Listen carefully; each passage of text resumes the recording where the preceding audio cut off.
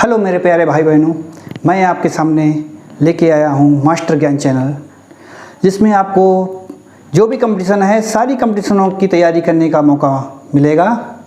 जो आप comment box में लिख देंगे कि मुझे इस कोर्स की फुल डिटेल चाहिए, फुल नॉलेज चाहिए, मैं सारा सिलेबस आपको वो कवर करवा के दूँगा।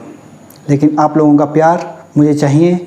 जो भी मेरे बड़े भाई बहन देख रहे हैं मेरा चैनल को, कृपया मेरे ऊपर आशीर्वाद अपना बनाए रखें, और छोटे भाई बहन जो देख रहे हैं अपना प्यार मुझे देते रहें। चलिए अब हम स्टार्ट करते हैं अपने क्वेश्चनों को। क्वेश्चन नंबर 1, भारत राष्ट्रीय विज्ञान दिवस मनाता है। ऑप्शन दिए हुए हैं ए 5 जून को, ऑप्शन बी दिया हुआ है 22 दिसंबर को, सी दिया हुआ है 28 फरवरी को, और डी दिया हुआ है 30 जनवरी को। तो इसमें सही ऑप्शन है ऑप्शन सी 28 फरवरी को। 5 जून को क्या होता है? 5 जून को पर्यावरण दिवस मनाया जाता है। 22 दिसंबर को राष्ट्रीय गणित दिवस मनाया जाता है, और 30 जनवरी को शहीद दिवस मनाते हैं। 30 जनवरी 1948 को नाथूराम गोडसे द्वारा महात्मा गांधी को गोली मारी गई थी, इस कारण शहीद दिवस मनाते हैं। हमारे देश में एक शहीद दिवस और मनाया जाता है, वो मनाया जाता है 23 मार्च को। 23 मार्च 1931 को भगत सिंह को फांसी दी गई थी, इसलिए 23 मार्च को भी एक शहीद दिवस मनाते हैं। हमारे देश में लगभग 5 प्रकार से शहीद दिवस मनाए जाते हैं। ठीक है, इसके बाद हम बढ़ते हैं अपने नेक्स्ट क्वेश्चन पर। क्वेश्चन नंबर 2, भारत की सबसे बड़ी मछली कौन सी है? भारत की सबसे बड़ी मछली कौन सी है? ऑप्शन ए है स्टोन फिश, ऑप्शन बी दिया हुआ है व्हेल शार्क, और ऑप्शन सी दिया हुआ है मार्लिन, ऑप्शन डी दिया हुआ है हिल्सा। तो ऑप्शन बी इसका सही है, व्हेल शार्क। स्टोन फिश जो मछली है वो दुनिया की सबसे जहरीली मछली है, और जो न्यूरोटॉनिक्स जहर उत्पन्न करती है, और लगभग अगर 1 बूंद उसकी इंसान लेता है तो 0.5 सेकेंड में उसकी मृत्यु हो जाएगी। यह मकर रेखा के पास में पाई जाती है। मार्लिन जो नंबर सी है, मार्लिन दुनिया की सबसे तेज तैराक मछली है, लगभग 110 किलोमीटर प्रति घंटा की रफ्तार से तैर सकती है। हिल्सा जो ऑप्शन डी दिया हुआ है, हिल्सा एक प्रकार की मछली है जो बंगाल में सबसे प्रसिद्ध मछली है, और बंगाल असम में ये पाई जाती है, और इसकी कीमत 1000 रुपये प्रति किलो के हिसाब से ये बिकती है, और बंगाल की सबसे लोकप्रिय मछली है।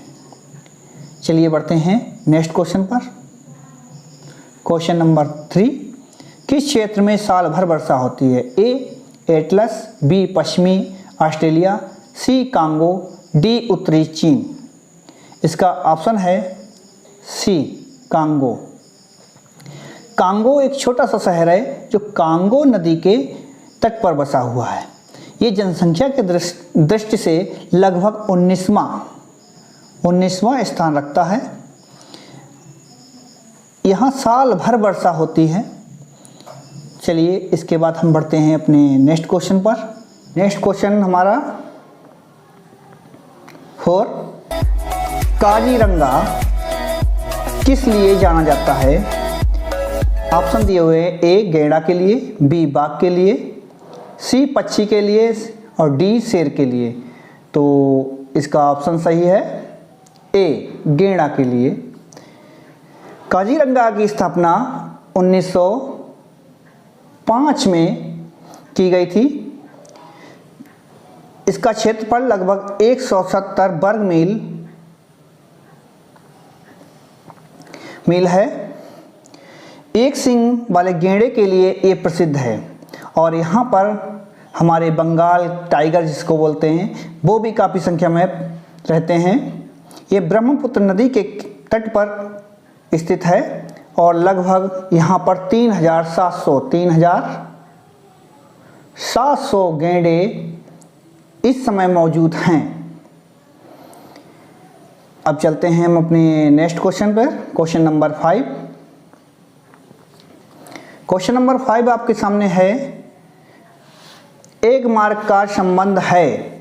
एक मार्क का संबंध किससे है? ए ऑप्शन दिया हुआ है गुणवत्ता से, बी पैकेजिंग से, सी संसाधन से और डी है उत्पादन से। तो एक मार्क का संबंध क्या होता है? गुणवत्ता से होता है।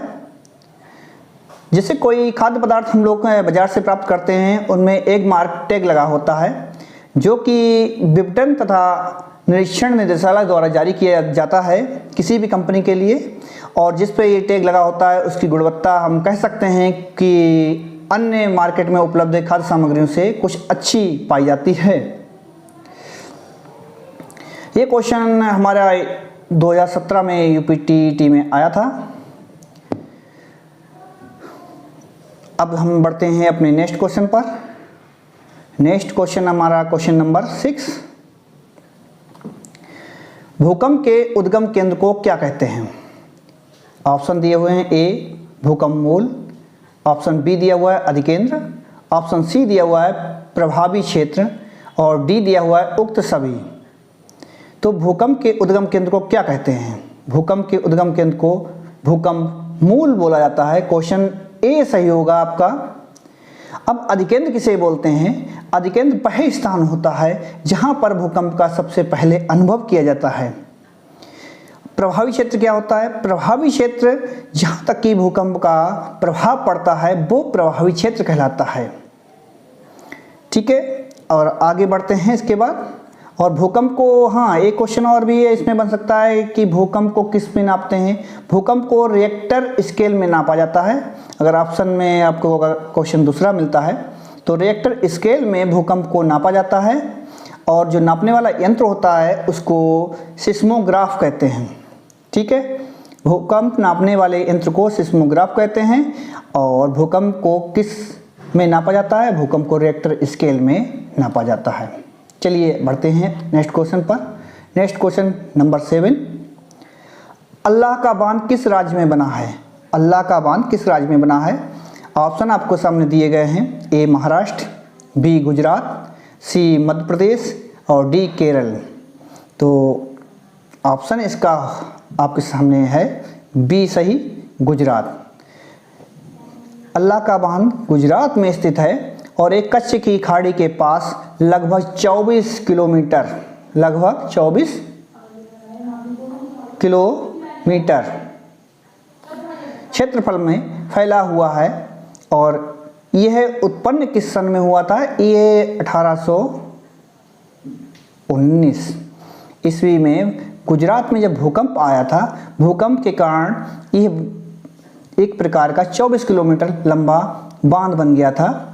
भूकंप उस समय 7.7 रिएक्टर स्केल पर आया था और लगभग इसमें 1543 लोग प्रभावित हुए थे और इसका समय लगभग था 18:45 पर यह भूकंप गुजरात में आया था। और इस कारण से एक 24 किलोमीटर लंबा जो मिट्टी ऊपर उठ गई थी, उसके कारण इसको बांध बोल देते हैं और कहते हैं अल्लाह का बांध। ठीक है, अब हम बढ़ते हैं अगले नेक्स्ट क्वेश्चन पर। क्वेश्चन नंबर 8, भोपाल गैस त्रासदी घटना कब हुई थी? भोपाल गैस त्रासदी घटना कब हुई थी? ऑप्शन इसके दिए हुए हैं, ए 2 से 3 दिसंबर 1984, बी 5 दिसंबर 1984 और सी ऑप्शन दिया हुआ 4 दिसंबर 1980। डी ऑप्शन दिया हुआ 2 से 3 सितंबर 1984। इसका ऑप्शन सही है, ऑप्शन इसका सही है पहला वाला ए। 2 से 3 दिसंबर 1984 को भोपाल गैस त्रासदी घटना हुई थी। यह यूनियन कार्बाइड की फैक्ट्री में घटना हुई थी और मिथाइल आइसोसाइनाइड के रिसाव के कारण यह घटना हुई थी और लगभग 15,000 लोग की इसमें मृत्यु हो गई थी। यूनियन कार्बाइड के चेयरमैन वारन एंडरसन उस समय थे। गैस कांड का मुख्य आरोपी वारन एंसन को तत्कालीन एसपी स्वराजपुरी शाम को ही लगभग 4 बजे के टाइम पर अपनी स्वयं की गाड़ी से एयरपोर्ट छोड़ने गए और एयरपोर्ट पर वहां से तुरंत वो दिल्ली पहुंचे और दिल्ली पहुंचने के पश्चात वो वहां से अमेरिका के लिए भाग गए।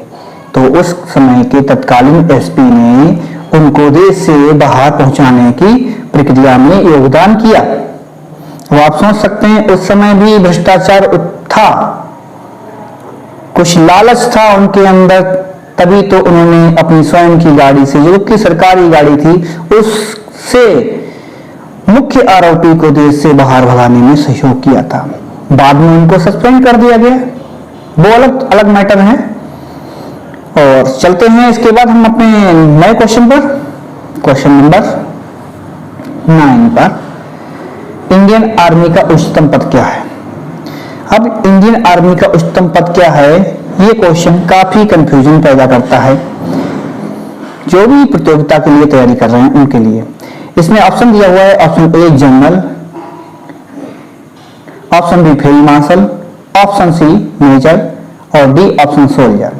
तो इसका सही आंसर होगा जनरल, सही आंसर जनरल होगा। लेकिन कंफ्यूजन इस बात से है कि फील्ड मार्शल उससे ऊपर की पोस्ट होती है, जो रैंक होती है। हमारे इंडियन आर्मी में लगभग 17 रैंकें बनाई गई हैं, जिनमें फील्ड मार्शल सबसे ऊपर होता है, नंबर 2 पे होता है जनरल, नंबर 3 पे होता है लेफ्टिनेंट जनरल, नंबर 4 पे मेजर जनरल और नंबर 5 पे ब्रिगेडियर और नंबर 6 पे आता है हमारा कर्नल। तो हम ये कह सकते हैं कि फील्ड मार्शल हमारा जब ऊपर होता है तो इंडियन आर्मी का उच्चतम पद फील्ड मार्शल होना चाहिए, लेकिन ऐसा नहीं है। फील्ड मार्शल सिर्फ हमारा क्या है, बड़ा पद तो है, लेकिन ये सम्मान के रूप में दिया जाता है। किसके रूप में?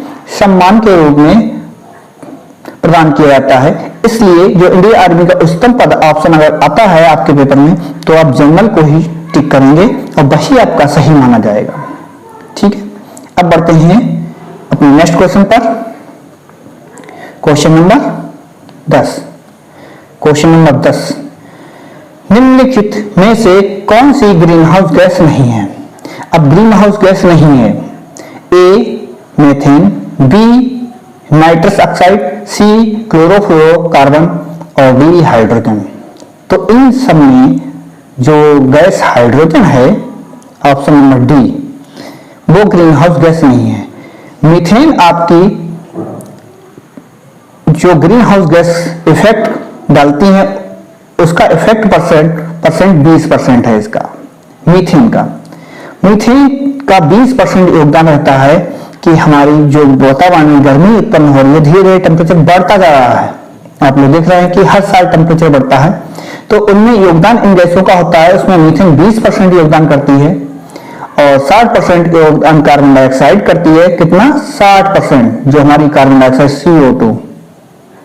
CO2 कार्बन डाइऑक्साइड 60% योगदान करती है।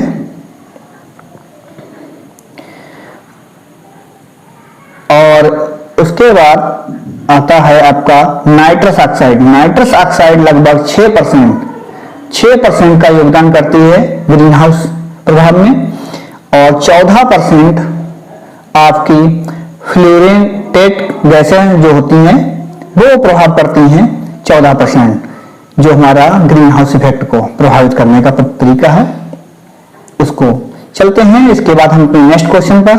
नेक्स्ट क्वेश्चन आपका क्वेश्चन नंबर 11। क्वेश्चन नंबर 11 है, क्योटो प्रोटोकॉल निम्न से संबंधित है। ऑप्शन दिए हुए हैं, ए वायु प्रदूषण, बी दिया हुआ ग्रीन हाउस गैस, सी जलवायु परिवर्तन और डी दिया हुआ जल प्रदूषण। तो क्योटो प्रोटोकॉल हमारा संबंध रखता है जलवायु परिवर्तन, मतलब ऑप्शन सी आपका सही होगा। यह सम्मेलन क्योटो शहर में, ये क्योटो शहर है कहां? क्योटो शहर हमारा है जापान में। कहां है? जापान में। जापान में क्योटो शहर है। वहां पर एक क्योटो शहर में यह सम्मेलन किया गया था और लगभग 159 देशों ने इसमें भाग लिया था और 6 गैसों की कटौती जो हमारे ग्रीन हाउस प्रभाव को बढ़ा रही हैं, उन 6 गैसों को कम करने का इसमें प्रस्ताव रखा गया था। चलिए इसके बाद हम चलते हैं अपने नेक्स्ट क्वेश्चन पर। Question number 12। क्वेश्चन नंबर 12 देखते हैं, निम्नलिखित गैसों में से कौन सी गैस जीवन के लिए हानिकारक और लाभदायक दोनों है? तो कौन सी गैस हमारी लाभदायक और हानिकारक दोनों है? ऑप्शन दिया हुआ है, option A oxygen, option B दिया हुआ है ओजोन, ऑप्शन सी दिया हुआ है नाइट्रोजन और ऑप्शन डी दिया हुआ है आपका कार्बन डाइऑक्साइड। तो कौन सी गैस जो हमारे लिए हानिकारक भी है और लाभदायक भी है? आप कहेंगे ऑक्सीजन, तो ऑक्सीजन लाभदायक तो है लेकिन हानिकारक तो नहीं है। तो इसका ऑप्शन सही होगा कार्बन डाइऑक्साइड, मतलब ऑप्शन डी। ऑप्शन डी आपका सही होगा क्योंकि कार्बन डाइऑक्साइड हमारे लिए लाभदायक भी है और हानिकारक भी है। वो कैसे? वो इस प्रकार से है कि अगर कार्बन डाइऑक्साइड नहीं होगी तो पेड़ पौधे अपना खाना कैसे बनाएंगे, और जब पेड़ पौधे नहीं होंगे तो हम कैसे होंगे, इसलिए लाभदायक है। और कार्बन डाइऑक्साइड हानिकारक इसलिए है क्योंकि कार्बन डाइऑक्साइड अगर वातावरण में ज्यादा हो जाएगी तो हमें कई प्रकार की बीमारियां, सांस संबंधी और जो भी हमारा दमा आदि बीमारियां हमारे अंदर हो जाएंगी। और कार्बन डाइऑक्साइड इस प्रकार से हमारे लिए हानिकारक भी है। तो एक गैस जो है कार्बन डाइऑक्साइड जो हमारे लिए हानिकारक भी है और लाभदायक भी है। चलते हैं इसके बाद नेक्स्ट क्वेश्चन पर। Question number 13।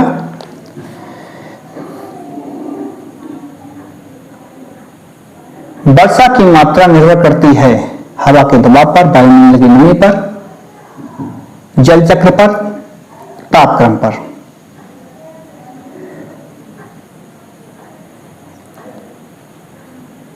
वर्षा की मात्रा निर्भर करती है हवा के दबाव पर, वायुमंडल में नमी पर, जल चक्र पर, तापक्रम पर। आप लोग सोचिए, बताइए। हम इसका टिक करते हैं ऑप्शन बी, वायुमंडल में नमी पर। क्वेश्चन कुछ मिस्टेक हो गया है, क्वेश्चन 13 है लेकिन 12 से हो रहा है, पीडीएफ में कुछ मिस्टेक था, कोई बात नहीं। आपको क्वेश्चन से मतलब वायुमंडल में नमी पर। तो वायुमंडल में नमी पर वर्षा की मात्रा किस प्रकार निर्भर करती है? अगर वायुमंडल में नमी ही नहीं होगी, नमी मतलब पानी, जो बाष्प है, जो बाष्प ही नहीं होगा तो पानी में बरसेगा क्या? जितना वायुमंडल में हमारे नमी होगी उसी हिसाब से हमारी वर्षा होगी हमारे क्षेत्र में। अगर वायुमंडल में हमारे क्षेत्र में नमी नहीं है तो वर्षा उतनी ही कम होती है। आप लोग देखते हैं एसी में देखा होगा पानी निकलता रहता है बाहर, जो एसी में पानी टपकता रहता है एसी में। तो वायुमंडल में अगर नमी ज्यादा है, बरसात के दिनों में आप देखते हैं पानी काफी अधिक स्पीड में निकलता है एसी में, और क्योंकि वो पानी क्या होता है, वायुमंडल में जो नमी होती है उसको ही लेके आपके पाइप द्वारा बाहर निकलता है। तो वायुमंडल में जितनी नमी होगी आपकी एसी उतना ही अधिक पानी निकालता है। इसी प्रकार से वर्षा भी जो हमारी है वो वायुमंडल की नमी पर ही डिपेंड करती है। चलिए अब बढ़ते हैं नेक्स्ट क्वेश्चन पर। Question number 14। ठीक है, क्वेश्चन नंबर 14 आपका, वायुमंडल का प्रमुख स्तर जो पृथ्वी तल के नजदीक है। वायुमंडल का प्रमुख स्तर जो पृथ्वी तल के नजदीक है। ऑप्शन आपके सामने दिए हुए हैं। ए समताप मंडल, बी क्षोभ मंडल, सी मध्य मंडल, डी आयन मंडल। तो सबसे पहले आपको इसका ऑप्शन बताते हैं। सही ऑप्शन है डी क्षोभ मंडल। अब मंडल का प्रकार हम बताते हैं। मंडल होते कितने हैं? हमारे मंडल होते हैं 6। कितने मंडल होते हैं? 6 मंडल होते हैं। वायुमंडल में 6 मंडल होते हैं। 6 मंडल का अगर नाम आप जानना चाहते हैं तो देखिए, सबसे पहले हमारा जो पृथ्वी होती है, ये पृथ्वी मान लेते हैं। पृथ्वी के ऊपर पहला मंडल होता है हमारा क्षोभ मंडल। क्या होता है? क्षोभ मंडल। क्षोभ मंडल पृथ्वी पे होता है सबसे पहला, जो कि 12 किलोमीटर ऊंचाई पर होता है। उसके बाद होता है मध्य मंडल। उसके बाद होता है मध्य मंडल, और मध्य मंडल के ऊपर होता है समताप मंडल। समताप मंडल जो 16 किलोमीटर से और 80 किलोमीटर ऊंचाई तक की पाया जाता है समताप मंडल। इसके बीच में जो मंडल ये वाला ये होता है, ये मध्य मंडल होता है। ये मध्य मंडल 12 किलोमीटर ऊंचाई के बाद ही से प्राप्त शुरू हो जाता है और करीबन 16 किलोमीटर तक की चलता है। इसकी बीच की दूरी 16 किलोमीटर होती है। 16 किलोमीटर बाद इसका समताप मंडल चालू हो जाता है। समताप मंडल जब चालू हो जाता है तो चलता है 16 किलोमीटर से स्टार्ट होकर 80 किलोमीटर ऊंचाई तक चलता है। कहां तक जाता है? 80 किलोमीटर। इसके बीच में 80 किलोमीटर ऊंचाई तक की ये समताप मंडल जाता है और उसके पश्चात हमें प्राप्त होता है ओजोन मंडल। कौन सा मंडल? ओजोन मंडल प्राप्त होता है। इसे बोलते हैं ओजोन मंडल। ठीक है, ओजोन मंडल होता है। और ओजोन मंडल के बाद एक मंडल होता है आयन मंडल। ओजोन मंडल के बाद आता है आयन मंडल और आयन मंडल के बाद होता है आयतन मंडल। आयतन मंडल आता है, आयतन मंडल प्राप्त होता है।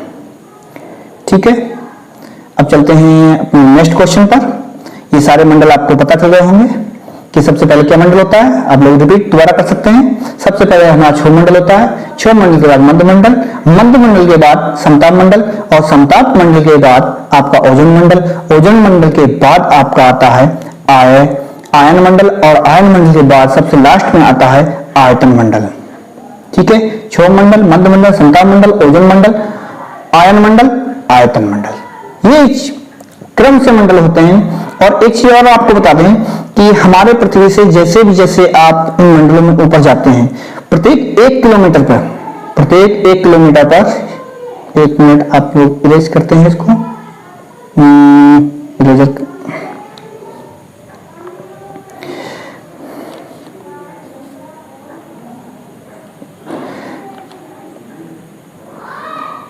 हम लोग जैसे हम 1 किलोमीटर ऊपर जाते हैं, 1 किलोमीटर, कितना? 1 किलोमीटर जब ऊपर जाते हैं पृथ्वी से तो हमारे टेम्परेचर में लगभग 6 सेल्सियस तापमान की कमी हो जाती है। ये क्वेश्चन ये भी याद रखने वाला है कि हम जब ऊपर जाते हैं अपनी पृथ्वी से तो हमारे 1 किलोमीटर ऊपर जाने पर हमारे तापमान जो है वायुमंडल का वो 6 सेल्सियस कम हो जाता है। ठीक है, अब आगे बढ़ते हैं क्वेश्चन नंबर 15 पे।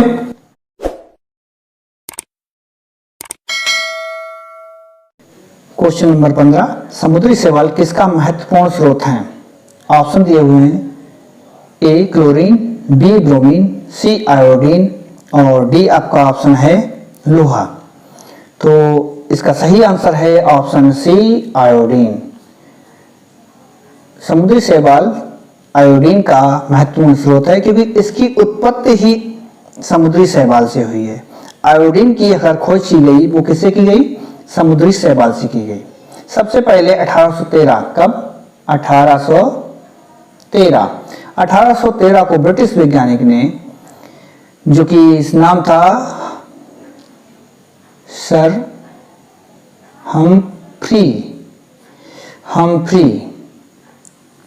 हम्फ्री द्वारा इसका परीक्षण किया गया। ये समुद्री शैवाल को इन्होंने उसको जलाया और उसके पश्चात उसकी राख को सल्फ्यूरिक एसिड के द्वारा सल्फ्यूरिक एसिड के साथ जब गर्म किया गया तब एक बैगनी रंग का वाष्प प्राप्त हुआ। उस बैगनी रंग के वाष्प को ही इन्होंने आयोडीन नाम दिया। ये बहुकोशिकीय शैवाल होता है और लाल भूरे रंग का पाया जाता है और ये पहाड़ों पर आप लोगों ने देखा हुआ एक काई नुमा जम जाता है, तो वही हमारे समुद्र के अंदर जो काई नुमा जमा होता है उसको हम समुद्री शैवाल बोलते हैं। ये लाल भूरे रंग के होते हैं और इनका प्रयोग हम खाद्यान्न में कर सकते हैं, खाने के लिए भी कर सकते हैं और इनका कई तरीके का प्रयोग उर्वरकों के रूप में होता है। जैसे कुछ हम जानते हैं सागरिका एक इफ्को का ब्रांड है। इफ्को जो भी किसान लोग होंगे जानते होंगे, इफ्को यूरिया आती है, उसी का ब्रांड आता है सागरिका नाम का एक ब्रांड आता है। तो उसमें भी उसके पीछे वाले पेज पे लिखा होता है कि शैवालों से प्राप्त खाद्य शैवालों से प्राप्त उर्वरक। तो समुद्री शैवाल द्वारा कई तरीके के प्रयोग किए जाते हैं। चलते हैं इसके बाद अब नेक्स्ट क्वेश्चन पर। और हम एक चीज ध्यान रखेंगे, समुद्री शैवाल जो है उसकी तिथि ध्यान रखेंगे कि 1813 में इसकी खोज की गई थी। और किसके द्वारा? सर हम्फ्रीज द्वारा। ये क्वेश्चन आ सकते हैं, आपके अदर टाइप के क्वेश्चन बन सकते हैं इसमें, इसलिए आपको इनकी सन और इनकी खोजकर्ता का नाम भी साथ में याद रखें। ठीक है, अब बढ़ते हैं नेक्स्ट क्वेश्चन पर। नेक्स्ट क्वेश्चन है हमारा 16। सुनामी की उत्पत्ति किसके द्वारा होती है? क्वेश्चन नंबर 16 है आपका। इसके ऑप्शन दिए हुए हैं। ए, पृथ्वी के ऊपरी परत के सिकुड़ने से, बी दिया हुआ चक्रवातों से, सी दिया हुआ समुद्र के भीतर उत्पन्न होने वाले भूकंप से, और डी दिया हुआ है ज्वार भाटा से। तो इसका सही आंसर है पृथ्वी के ऊपरी परत के सिकुड़ने से। क्वेश्चन नंबर ए आपका सही है। देखिए, सारे क्वेश्चन कंपटीशन में आए हुए होते हैं, कोई क्वेश्चन ऐसा नहीं हमारे यहाँ आएगा जो क्वेश्चन आपको किसी ना किसी कंपटीशन में आया ना हो, इसलिए आप लोग बहुत ध्यान से क्वेश्चन को देखें। अब हम आपको बताते हैं कि सुनामी उत्पन्न कैसे होती है। मानते हैं समुद्र के अंदर इस तरीके से हमारी पृथ्वी की दो परतें, ऊपर वाली परत जब हमारी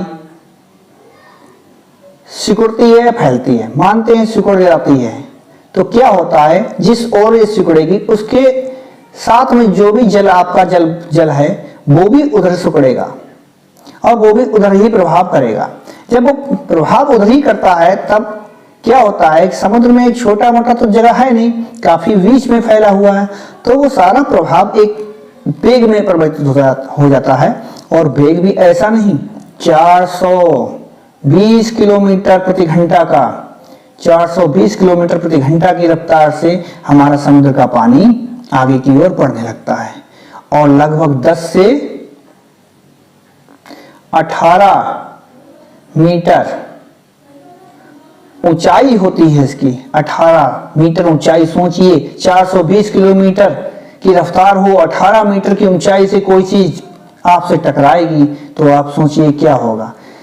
जो एक दीवार बन के सामने आती है और उस दीवार के सामने जो भी चीज पड़ती है वो चीज स्वाहा हो जाती है, सारी चीज नष्ट हो जाती है, चाहे मकान हो चाहे पेड़ हो, सारी चीज नष्ट हो जाती है। इस प्रकार की सुनामी हमारे यहाँ तो कम ही देखने को मिलती है, लगभग नहीं आती है, क्योंकि यह सुनामी प्रशांत महासागर में बहुत आम बात से आती रहती है। जैसे आपने पहले सुना होगा अमेरिका में, कुछ दिन पहले अमेरिका में सुनामी आई थी। हमारे देश में इसलिए नहीं आती कि बंगाल की खाड़ी, हिंद महासागर में इस प्रकार से घटनाएं नहीं होती हैं, और प्रशांत महासागर में ये बहुतायत से घटनाएं होती रहती हैं, और प्रशांत महासागर के पास के जितने भी देश हैं उनमें इस प्रकार की सुनामी उत्पन्न होती रहती है। ठीक है, अब बढ़ते हैं नेक्स्ट क्वेश्चन पर। Question number 17। इको मार्क उन भारतीय उत्पादों को दिया जाता है जो कैसे होते हैं? ए, शुद्ध एवं मिलावट रहित हो, बी, प्रोटीन समृद्ध हो, सी, पर्यावरण के प्रति मैत्रीपूर्ण हो, डी, आर्थिक दृष्टि से सही हो। इसका ऑप्शन आपको ऑप्शन सी है सही, पर्यावरण के प्रति मैत्रीपूर्ण हो। पर्यावरण के प्रति मैत्रीपूर्ण होने का मतलब यह है कि जो पर्यावरण को हानि ना पहुंचाएं, उनका रिसाइकलिंग हो सके। जैसे हमारी पन्नी है, पॉलीथीन है, इसका रिसाइकलिंग नहीं हो सकता, ये पर्यावरण के प्रति मैत्रीपूर्ण नहीं है। अगर हम वही लिफाफे आपको कागज में दें तो वो हमारे लिए पर्यावरण के लिए महत्वपूर्ण होंगे। तो इको मार्क उनको दिया जाता है, उन कंपनियों को और उन कंपनियों के ब्रांडों को दिया जाता है जिनके ब्रांड पर्यावरण के लिए महत्वपूर्ण है और उनका रिसाइकलिंग किया जा सके। ठीक है, अब बढ़ते हैं अपने नेक्स्ट क्वेश्चन पर। Question number 18। 18 है, समुद्री राष्ट्रीय पार्क अवस्थित है, मतलब समुद्री राष्ट्रीय उद्यान, इसको उद्यान भी कह सकते हैं, पार्क की जगह पर उद्यान भी कह सकते हैं। उद्यान कहाँ स्थित है, यह भी क्वेश्चन आपके सामने आ सकता है। तो ऑप्शन दिए हुए हैं। ए, कच्छ की खाड़ी में, बी, सुंदरबन में, सी, चिल्का झील में, डी, उपरोक्त में से कोई नहीं। तो ऑप्शन इसका सही होगा कच्छ की खाड़ी में। कच्छ की खाड़ी में, कच्छ की खाड़ी में इसकी स्थापना 1982 कब की गई थी? 1982 में इसकी स्थापना की गई थी। इसका क्षेत्रफल लगभग 162.89 ओस, ठीक है, 162 लगभग मान सकते हैं, 162 किलोमीटर में इसका क्षेत्रफल है। और ये समुद्री राष्ट्रीय पार्क बनाए क्यों गए थे?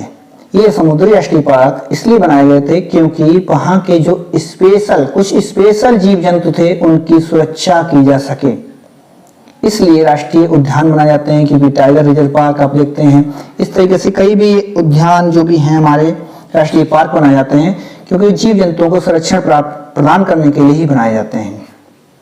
तो ये जल के अंदर एक भाग होता है जहाँ पे कछुए, कुछ विशेष प्रकार के कछुए होते हैं, कुछ विशेष प्रकार के मगरमच्छ होते हैं, उनकी सुरक्षा प्रदान करने के लिए जल के अंदर समुद्री राष्ट्रीय पार्क बनाए जाते हैं। ठीक है, अब बढ़ते हैं अपने नेक्स्ट क्वेश्चन नंबर 19 पर। क्वेश्चन नंबर 19 है, क्वेश्चन नंबर 19 नहीं आया है भाई,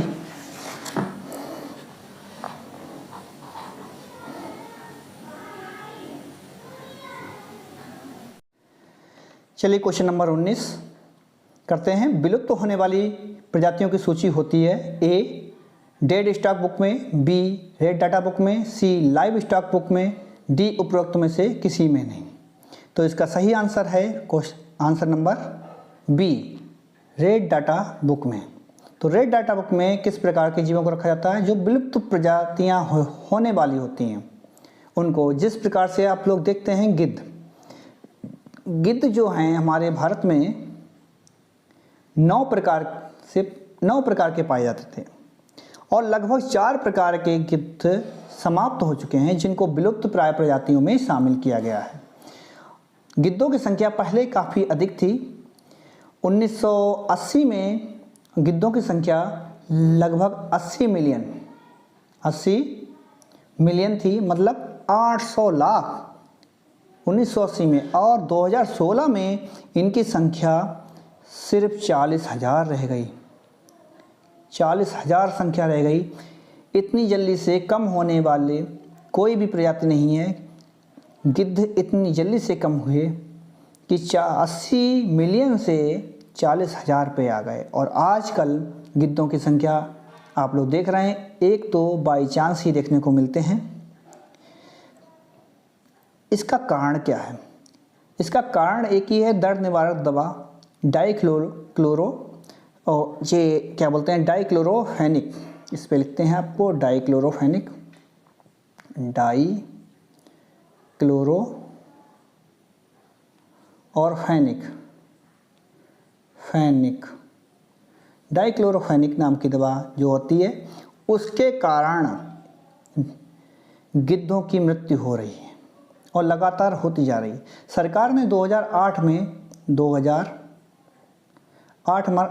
में इस दवा पर प्रतिबंध कर दिया था, लेकिन आज भी 10 से 20 रुपए में ये दवा मार्केट में उपलब्ध है और इसका प्रयोग लगातार हो रहा है। ये हम लोगों की गलती है कि हम लोग उस दवा का प्रयोग कर रहे हैं और हमारे गिद्धों की संख्या जो की है लगातार कम होती जा रही है। तो आप लोग इसमें कई क्वेश्चन बन चुके हैं कि गिद्धों की संख्या किसके कारण कम हुई। गिद्धों की संख्या डाइक्लोरोफेनिक दर्द निवारक दवा के कारण कम हुई। गिद्धों की संख्या 80 मिलियन कब थी? 80 मिलियन थी 1980 में, और 2016 में लगभग 40,000 इसकी संख्या रह गई। चलिए इसके बाद हम चलते हैं अपने नेक्स्ट क्वेश्चन पर, क्वेश्चन नंबर 20। क्वेश्चन नंबर 20 पे चलते हैं। क्वेश्चन नंबर, निम्नलिखित में से कौन प्रदूषक संकेतक पौधा है? अब प्रदूषक संकेतक पौधा मतलब एक पौधा भी होता है जो प्रदूषक के मानक को बताता है कि प्रदूषण ज़्यादा है या कम है। इसमें कौन सा पौधा है? इसमें ऑप्शन दिए हुए ए शैवाल, बी कवक, सी लाइकेन, डी फर्म। तो ऑप्शन नंबर इसका सी सही होगा, लाइकेन। लाइकेन एक इस प्रकार का पौधा है जो हमारे प्रदूषण को बताता है। जहाँ पर प्रदूषण ज़्यादा होगा लाइकेन वहाँ पर उगता ही नहीं है, होता ही नहीं। और जहाँ पर होता है, अगर प्रदूषण बढ़ने लगता है तो लाइकेन धीरे धीरे वहाँ पर ख़त्म होने लगता है, मुरझाने लगता है। ये एक संकेत देता है कि हाँ, इस क्षेत्र में, इस विशेष क्षेत्र में प्रदूषण की मात्रा बढ़ रही है। आप लोगों को ने मेरा वीडियो देखा, इसके लिए थैंक यू। और मेरे चैनल को लाइक और सब्सक्राइब अवश्य कर दें, इससे मुझे मोटिवेशन प्राप्त हो। मेरे बड़े भाई बहन जो भी हैं मुझे अपना आशीर्वाद देते जाएं और छोटे भाई बहन अपना प्यार देते जाएं। कृपया लाइक और सब्सक्राइब करना ज़रूर, क्योंकि कल फिर मिलते हैं नए वीडियो के साथ आपके लिए, क्योंकि आपकी प्रतियोगिता को क्रॉस करना मेरी जिम्मेदारी भी है।